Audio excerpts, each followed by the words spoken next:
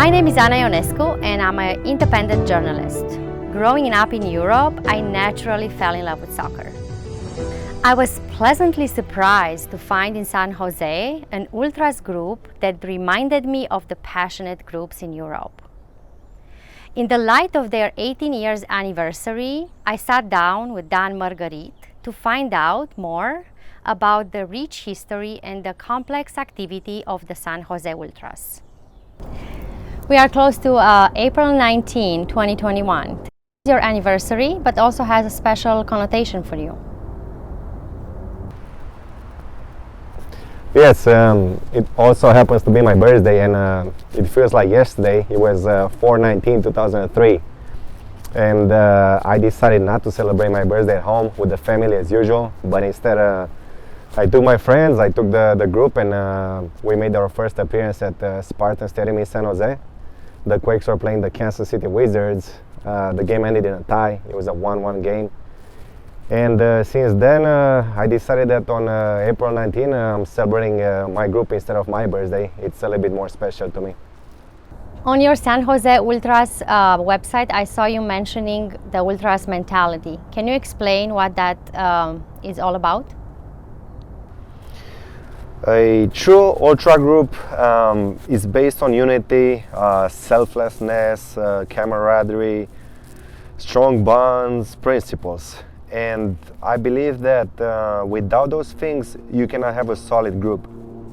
You need to put the club before yourself, sometimes even before your family, and you always need to put the group before the individual. It's a lot about sacrifices. It's about we and us, not about me and I. Do you attend all the games of the San Jose Earthquakes? Attend is a funny word because while I am there, I don't really have time to watch the game or enjoy the game. My main goal there is to make sure that the group stays organized, so I have to be in charge of those guys so the team gets the best support we can offer them during the game. Honestly, I stopped having fun going to the games a long time ago. It's a lot of work involved and occasional stress. But to answer your question, yes, I have not missed any home games in 18 years now. And in addition to that, of course, I have to organize the away games whenever we have an organized group to travel to different away games. What was your role within the group over the years? Together with my good friend Cesar, we founded the group, and since then, as the leader, I have to be in charge of every home game, the away games that we are traveling to in an organized manner, the charity events that we are involved as a group, maintaining good chemistry within the group, which is not easy, but in order to function, we all need to be on the same page. And of course, dealing with the front office, which is not always a pleasant experience, but for the sake of our group and for the sake of maintaining a good relationship with the club, we need to keep it working. We live in a world where we are charged for every single service we receive. And with this group, I'm a mental therapist, I'm a travel agent, ticket rep, community organizer, lawyer, painter, you name it, and I do it all for free. The funny part is that people appreciate it less or not at all when you help them for free than when they are charged for the services they receive. What does it take to lead a group like San Jose Ultras? I'm a firm believer in doing more and talking less, so it requires a lot of work. In addition to that, you need to have patience and thick skin. As you know, organizing a group is not an easy mission.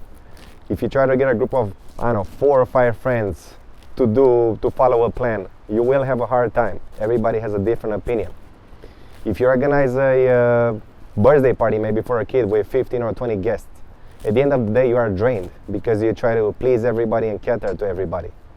Now picture that times, 300 or 400 over all these years. I had to organize this from the tailgates to the games. I came to terms with the idea that it's really hard to please everybody, but at the end of the day, I have to make a decision. And even though sometimes my decision might not be the most popular decision with the rest of the group, the best interest of the group is my main priority there. You have to be willing to make a lot of sacrifices, and to me, the biggest sacrifice is time, because once it's gone forever. And I took a lot of time off from those who love me and those who care for me, like my family and my close friends, to spend it for some people who honestly don't really give a damn about you, for the most part.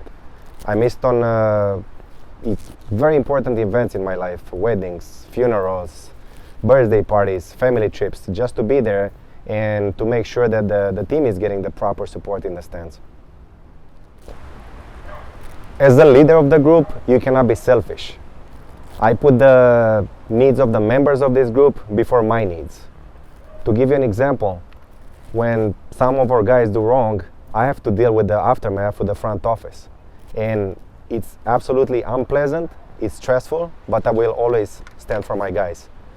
In our group, we don't throw people under the bus, we don't kick them when they're down.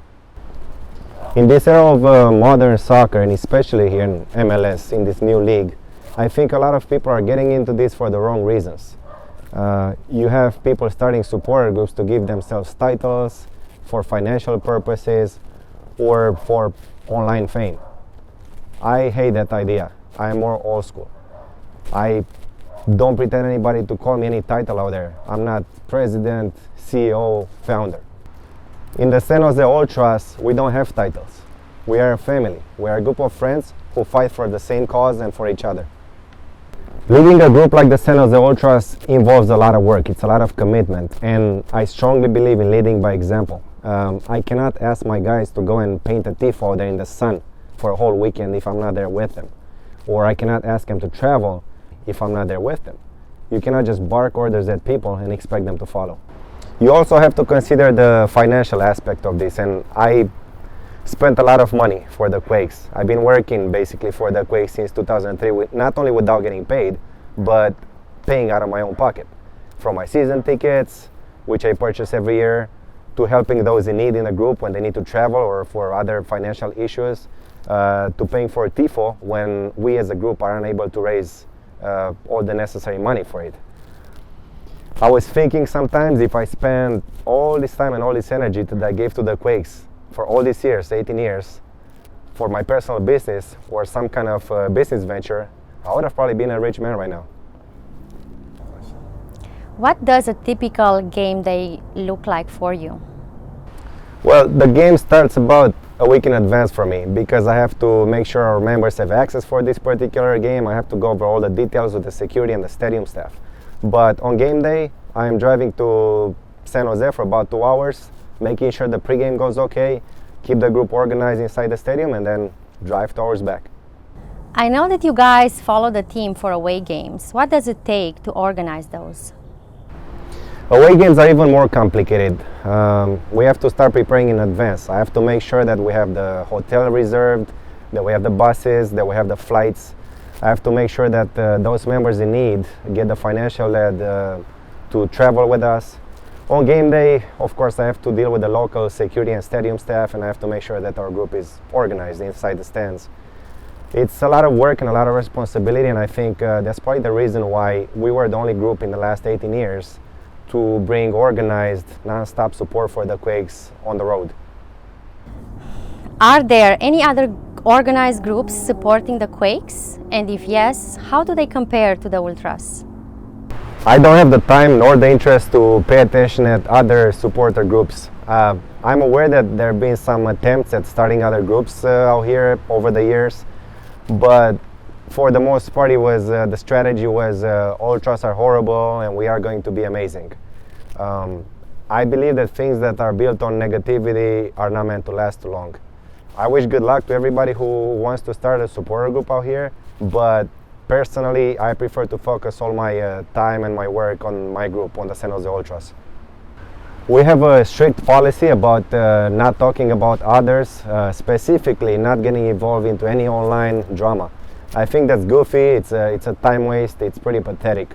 We rather walk the walk than talk the talk. Anybody can be an expert online, but when it comes to what we are doing, it's all about what we are doing in the stands. And I think for the San Jose Ultras, what we did in these last 18 years, all these achievements, everything we did in the stands and evolving our club speaks volumes. We have a good relationship with Ultras Montreal from Canada. And other than that, I have a lot of respect for everybody out there putting in work for their clubs without expecting anything in return. Based on my personal beliefs and principles, I don't identify with much that's going on in the whole so-called MLS scene right now. How do you get from supporting a soccer team to being involved with hospitals and people in need within your community? The Ultras lifestyle goes way beyond soccer, and it starts with our group. We have to make sure that our members are doing okay in their personal life as well. When they are sick, when they lose a job, when maybe they need some financial help, I make sure that the whole group gets behind them and helps them. And it expands into our local community. Well, for me it's not really local since I live 120 miles away from San Jose, but it's the local community for the club that I love. Your guys' motto is quality over quantity. What does that mean in regards to the membership? We've never stressed about numbers. If there are 100 amazing people out there, individuals who want to join the Ultras, we are welcoming them with open arms. But meanwhile, we are not going to go and beg people out there to join us just to boost our numbers. The new members who join us need to be an asset to the group and not a burden. They need to wonder what they can do for the group and what the group does for them. Those instances when the group was going through rough times were a great way to filter those who are not with us for the right reasons. I have to say I met a lot of amazing people over all these years, and people whom I still really good friends with up to now. But occasionally you get folks who join the group for the wrong reasons, for selfish purposes, and who either leave at the first sign of trouble or they go away when they don't need the group anymore. How did the pandemic affect your group? On a personal level, we had a lot of members who were affected by this, from losing their jobs or businesses, having family members who passed. Now at the group level, we couldn't do much. We couldn't really get together, but we are still in touch, and we are planning for the future, and we are hoping for better times ahead. What's the group relationship with the players like? What relationship? Well, joking aside, these relationships have been fluctuating over the years. I remember in 2012, 2013, for example, we were all a family. It was pretty amazing. Currently, I don't see much of a relationship. We haven't heard from anybody from the team or the coaching staff in the last year or so, and frankly, it's a little bit disappointing to see those that we dedicated so much to over all these years, unable to find a couple of minutes to reach out and see how we are doing. But it's been a one-way street for a while now, so I can't really say I'm surprised by that. We are not the type to chase players around and beg for attention or acknowledgement. Love and respect cannot be forced. They need to come organically. They are there or they are not. I was talking to some of the leaders of the group the other day about this whole situation, and they were believing that our whole strategy of unconditional support no matter what kind of backfired, because sometimes people took that kindness for weakness. But you know, in the end, we sign up for this. Nobody's forcing us to go to games, so we cannot complain about it. You have been very outspoken about keeping politics out of your group. We live in a politically charged climate where politics infiltrated every single walk of life. Will this affect San Jose Ultras? Also, how do American politics compare with what you experienced in Europe? Since day one, I've been focusing on on all the things that unite us as a group, not divide us. Politics are dividing people. Look at the state of our country right now and the world in general. I will start by quickly telling you a fun fact from my own experience. After you have family members executed or imprisoned for political reasons, like I did, after you don't have food or any basic human rights, you don't really get offended by words, no matter how hurtful or offensive they are. Honestly, my skin is way too thick for that. But again, just as a fun fact, in the few instances I heard comments that can be labeled as xenophobic or hateful related to my immigrant past, my culture, or my accent, they were made by people whose social media is filled with messages about acceptance and tolerance. And I think that's a trend. There is a lot of hypocrisy and narcissism. Once again, if you really want to help a minority or a community in need, you just do something about it, not talk about how much you care for them. Now, going back to our group and politics. Being born and raised in Europe, joining this whole ultra movement early in life, I noticed many strong ultra groups, much stronger than ours, falling apart, and it was mainly for two reasons: money and politics. I made sure none of those will affect us. Money, we are not a business to raise as much money as we can. We only raise as much as we need for tifo, trips, or financial aid for our membership. And politics, you know, everybody's entitled to their own opinion. That's a beautiful thing, but we will not paint our group in any political colors. We are a family, and a true family, just like a true friendship, will never fall apart because of different political views. I think we have too many things in common to focus on the ones that we don't. Now, from a personal point of view, I absolutely despise radical politics because I've experienced the ugliest side of politics, and something that people born in the United States didn't have to deal with.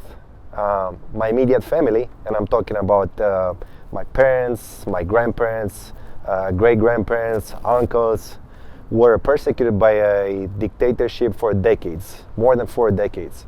I had family members imprisoned for years for making a simple joke about the government, or even executed for not aligning with the political agenda at the time. So, since I was a kid, I learned that simply talking about the party in charge can put my parents in prison.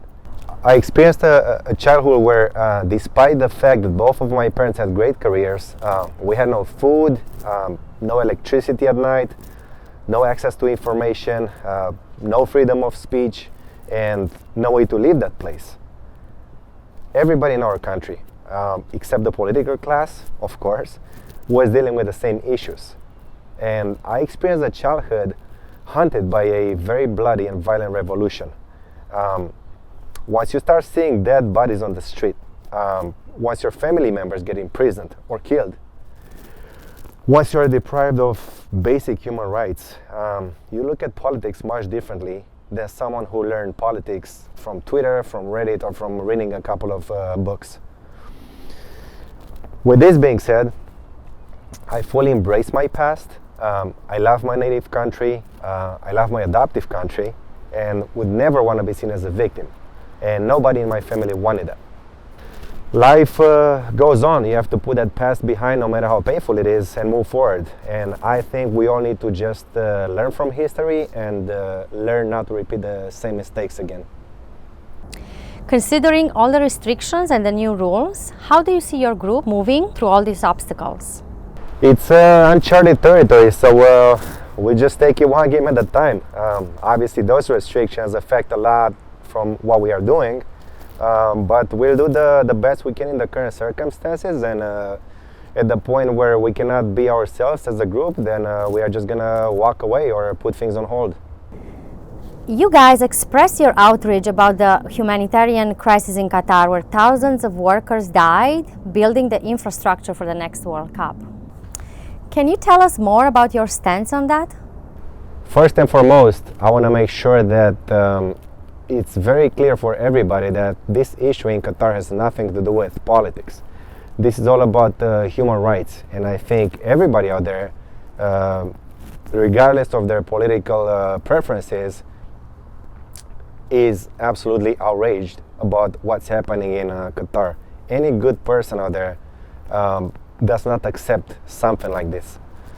I am absolutely disgusted by what's happening in Qatar, but also by the lack of reaction of the soccer world. You have the clubs, players, sponsors, they all pretend they care for human rights, when in fact all they care about is profit.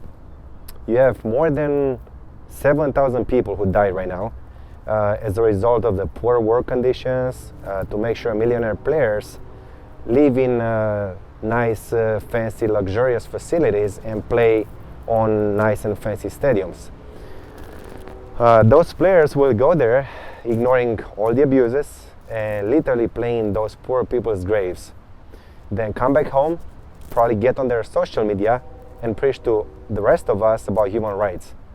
This hypocrisy is bothering me a lot.